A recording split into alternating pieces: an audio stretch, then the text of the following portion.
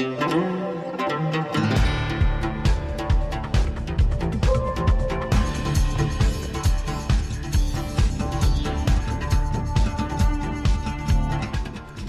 and welcome to InFocus. This is Jabbar Al-Obaidi. In this episode, we're going to take you far from Bridgewater, far from US as a country. We're going to India. And in the studio, in this episode, we have Professor B.K. Ravi, who's actually serving as the Vice Chancellor for Koppal University. And also he's a former professor at Bangalore University in Bangalore, India. Professor, Namaste. Nice meeting you again. You are a friend, you are also a colleague, but most importantly, you are a person who really served more than or spent more than 50 years in the world of journalism and media. And you've been teaching media, you've been teaching communication, and I would like first to see what brought you to this profession.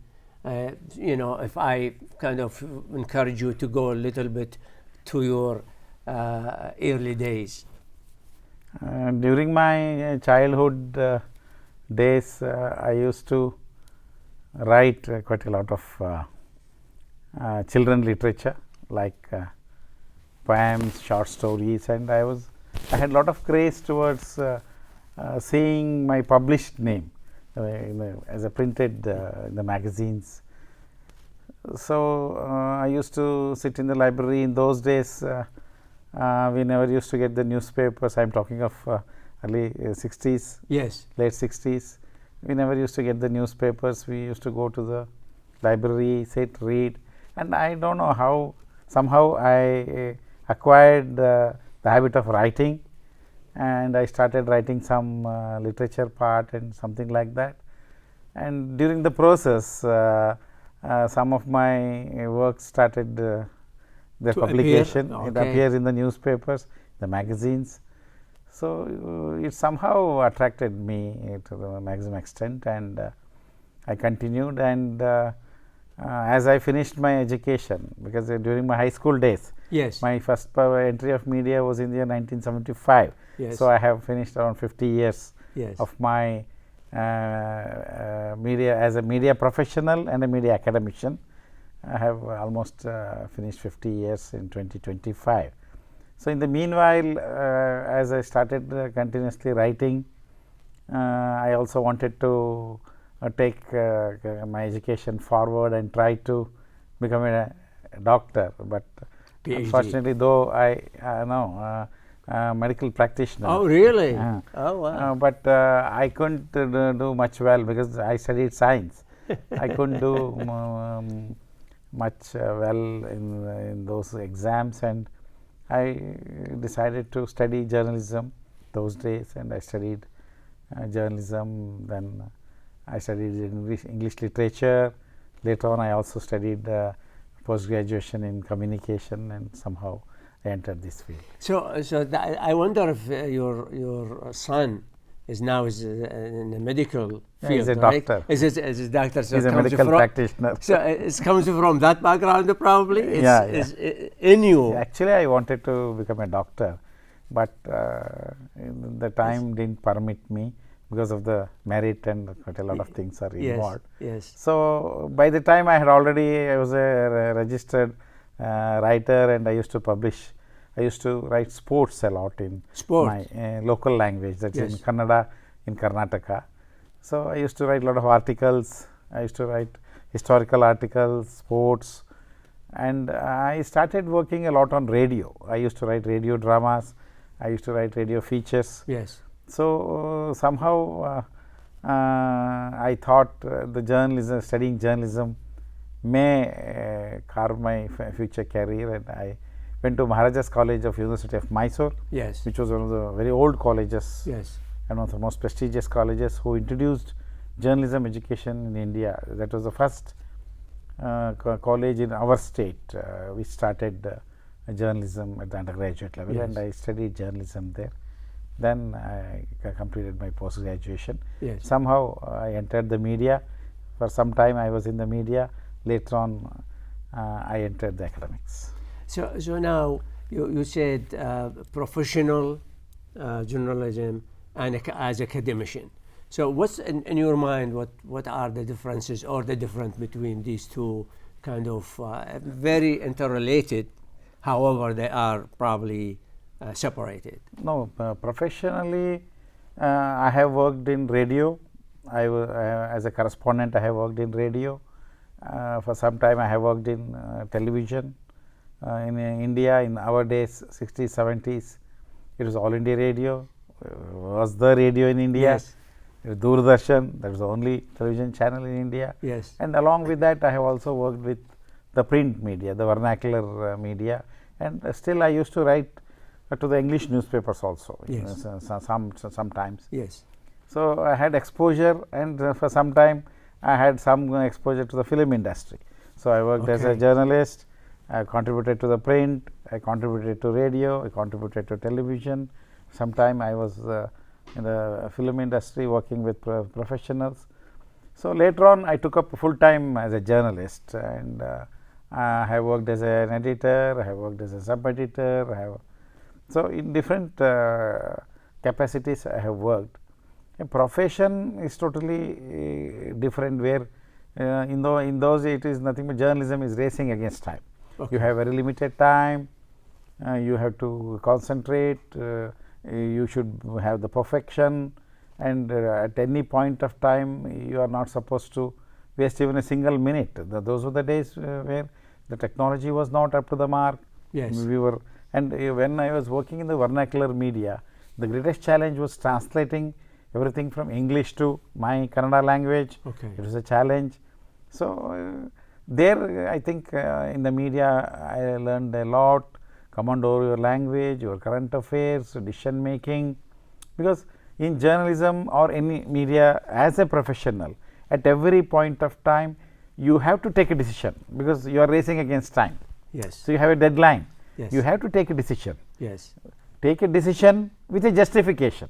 Just like that, you can't say, why have you taken, see for example, if you are a reporter, if I ask you why you have carried it as a single column, yes. why it is a double column, yes. why not 4 columns, a decision should be supported by a justification, whatever decision you take, because you have very limited time, we will be working within seconds, minutes.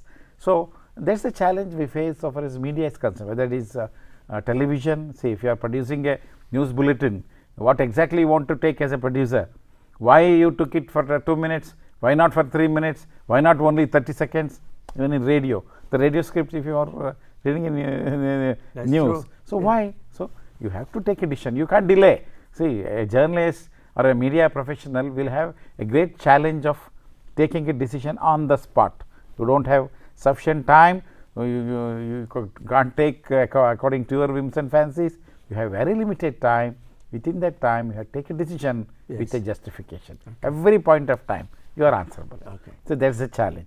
So profession taught me quite a lot of things, which definitely helped me to be a good academician. My media exposure definitely helped me to be a good media teacher. So your professional experience actually informed your probably teaching methodology, how to work with the content, how to do some coursework. Isn't that right? Yeah, but once I took up teaching, then we also started serious research. Once before that it was totally the profession. We were involved in the media and all those things, but once I took up teaching and we started research, we started the serious teaching, and all those things started. So the requirements of academician is totally different.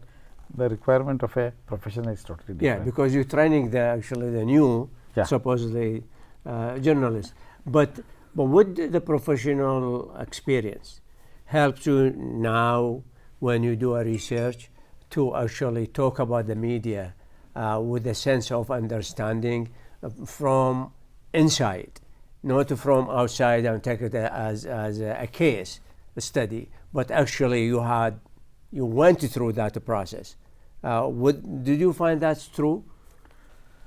No, according to me, all very good media professionals cannot be very good academicians. There are two different characters. Yes. An excellent media professional who has made a lot of name and fame and who is really hardworking may not succeed as an academician. Even an academician may not succeed in the media. Okay. He may not be a very good communicator.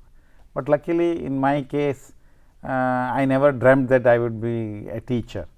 It was accidental. From the media, I came to the university, Bangalore University, with the blessings of my guru, Professor H.S. Ishwara, Yeah. who had a PhD from Wisconsin University in the United States of America.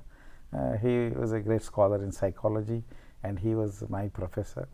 So, because of him, I took up teaching, and luckily, I didn't find any hurdles. Gradually, I started teaching, I started my research, and gradually it succeeded. But my professional experience helped me to train the young and budding journalists. Yes. Nowadays, print media was very strong. Later on, the entry of radio, especially in Indian media context, print was very strong.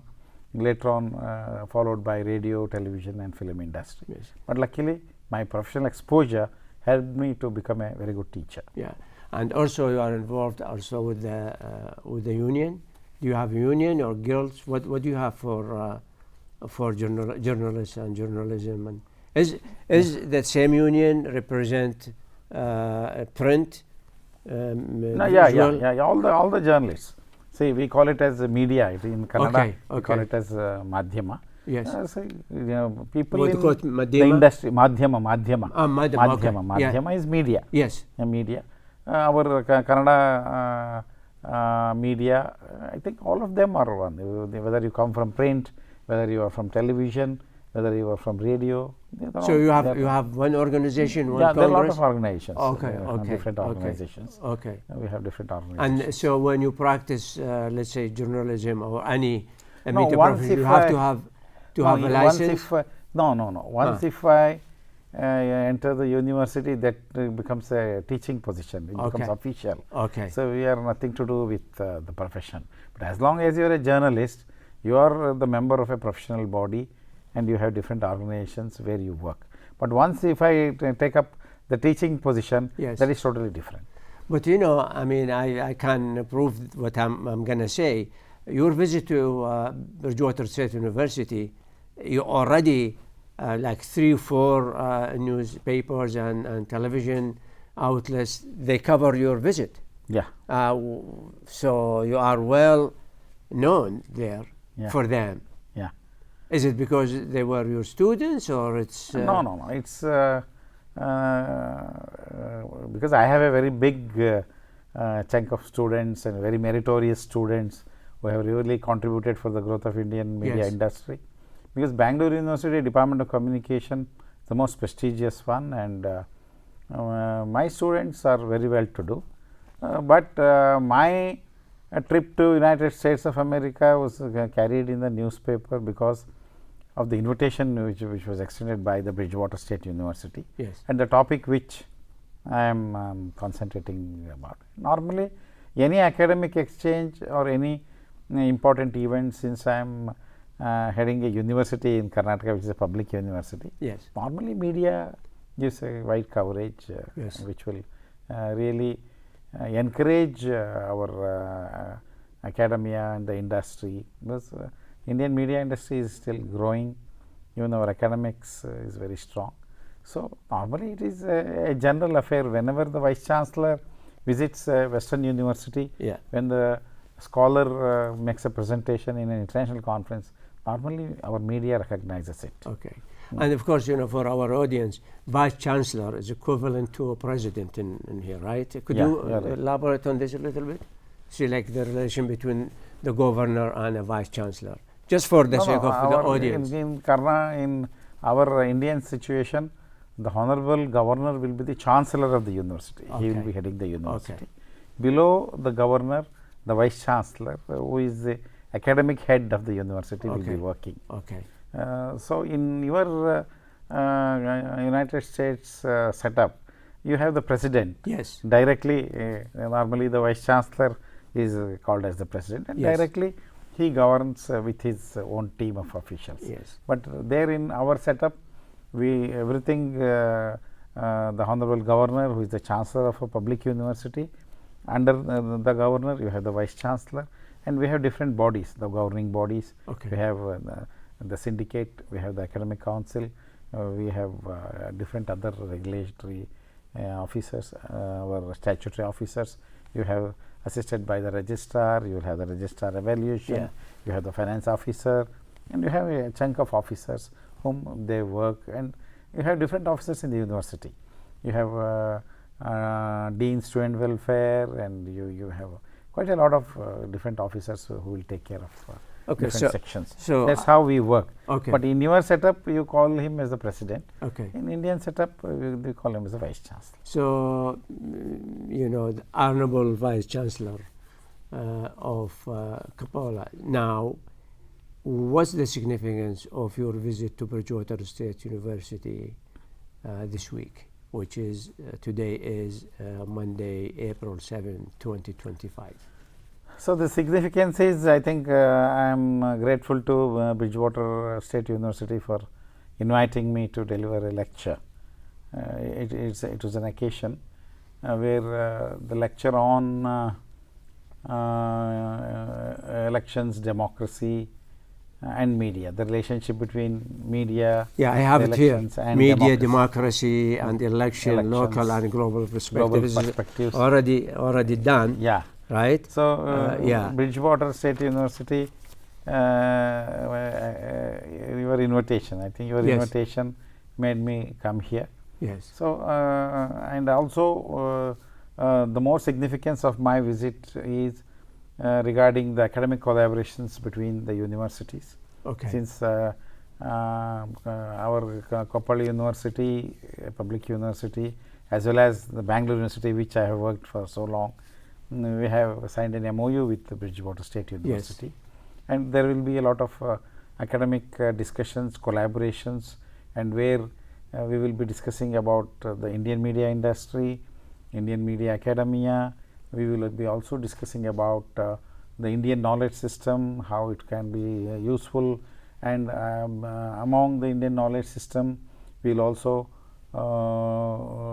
discuss about we have different types of literature. We call it as Dasa Sahitya, which is all local literature, and the Yes. basically the Indian culture, the different art forms, the communication potentials of different literature, the local Kannada language literature, and all those things will be discussed in this total visit. And I will also have the honor of visiting almost all the departments, discussing with the different deans. Yes. And maybe what can be learned from your side and what can be exchanged from our side. Yes.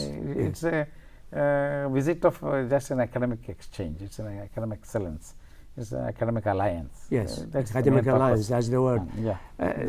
You mentioned, Professor, that the India knowledge systems. Would you mind elaborate on this just briefly? Indian knowledge systems is So that's India knowledge system. we call it as Indian knowledge system. Yeah. And each state will have its own contribution. Indian Yes. knowledge system is we are very strong in our culture. Yes. Indian languages are very strong, and we have our celebrations, our customs, our thinking. And Indian knowledge system, India is so strong because we have what is called the concept of Vasudhaiva Kutumbakam. Okay. Indians, we are not selfish. We consider the whole world as our family. See, always we treat others as brothers and sisters.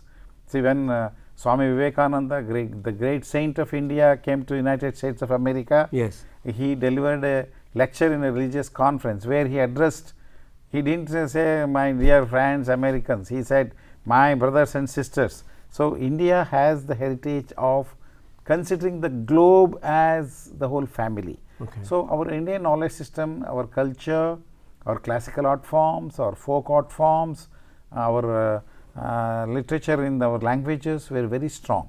We have what is called Dasa literature, we have Vachana literature, we have Sanskrit literature, our music is very strong, our folk music is very strong, and our traditional cultures are very strong, celebrations are very strong. So, we want to propagate the Indian culture, Indian literature Art, to the other part of the globe. Yeah.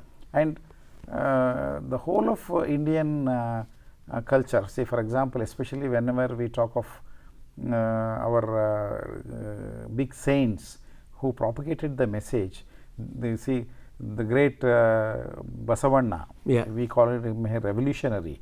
In 12th century itself, he spoke of what is called the equal society, opportunity to everybody.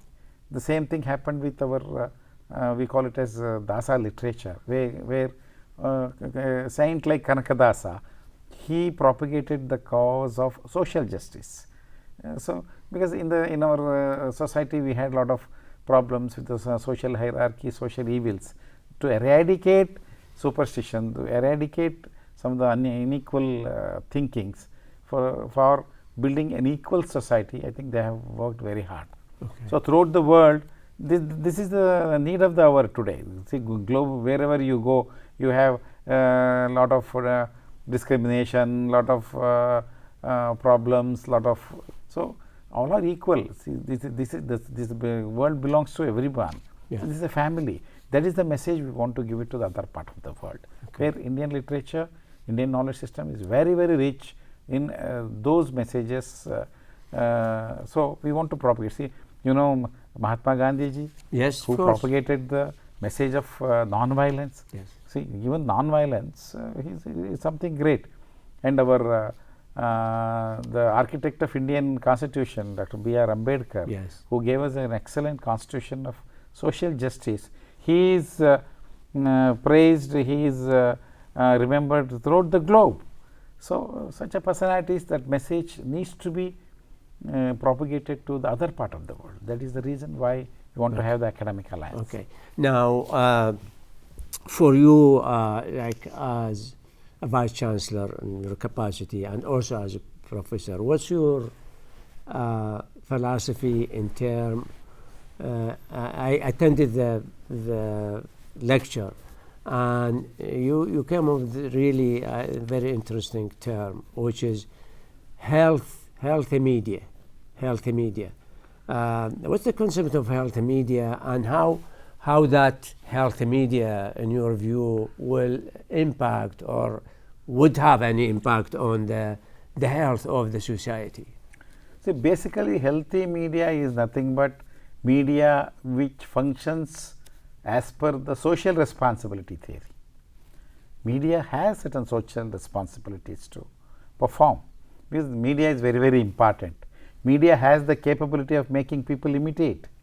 It will set an agenda for the next generation, and media has the capability of molding public opinion. It is such a powerful sector when we work. Media should work within the framework of social responsibility. By chance, if we violate at any point of time, if we try to forget the ethical part, or if we violate the ethics, which will damage the society. That is one of the reasons why healthy media means the media, as long as you are answerable to the society. See, there are two questions. As a media professional, whether will you give what the people want, or will you give what is good for the people? The media which gives the content which is good for the people, which is good for the society, is called the healthy media. Okay. Only if you have, see, in the guise of commercialization, in the guise of privatization, in the guise of making a lot of money, if you violate the do's and don'ts, see, there are basically a lot of do's and don'ts. So, if you violate, that will create an unhealthy society. Okay. Because media has the capability of influencing the psychological thinking of an individual. That we should not forget. So I mean, I know we have 3 minutes probably. Social media is owned by everybody almost. How we can get that into, it's not control, because I don't like really like the word control, do you think is probably media literacy, information literacy, technology literacy will contribute to that concept of healthy media? I think now it's with the the need social of the media, hour. you know, Yeah. I mean, it's everywhere. Social media, it is the need of the hour. Yeah. Now I think we have to strengthen the field of media literacy. Only then all these questions will be definitely answered. Definitely a good era, a good time will come only if you strengthen media literacy, make people understand the importance of media, how to understand a message, how to gauge a message, how to weigh a message. If you teach them, the public, automatically majority of our problems will be solved, and you will be creating a healthy media which will create a healthy society. So social media in India, is it very strong? No, social media we are very strong in India, which is it's 50-50. Social media is also doing excellent. Here and there are some lack because whenever the new technology, whenever the new facility arrives, Yes. there are positive and negative aspects, but positive aspects are also there. Social media is helping quite a lot, and here and there a little small problems. So Hon'ble Vice Chancellor B.K. Ravi and Professor, what's your message if this program will be broadcast in, hopefully, in India and some of the states or the cities, especially in Bangalore and your university? What message would you say you want to say to your students in India in terms of Bridgewater State University and the quality of education? See, Bridgewater University is one of the very old universities in the United States of America, and the alumni of Bridgewater State University is very strong. They have contributed for the development of this nation, and we are very proud of Bridgewater State University because the alumni themselves, they have contributed so much for the growth of this university, and the Bridgewater State University is catering the needs, educational needs of the global youth, which is producing excellent talents who are from different parts of the world.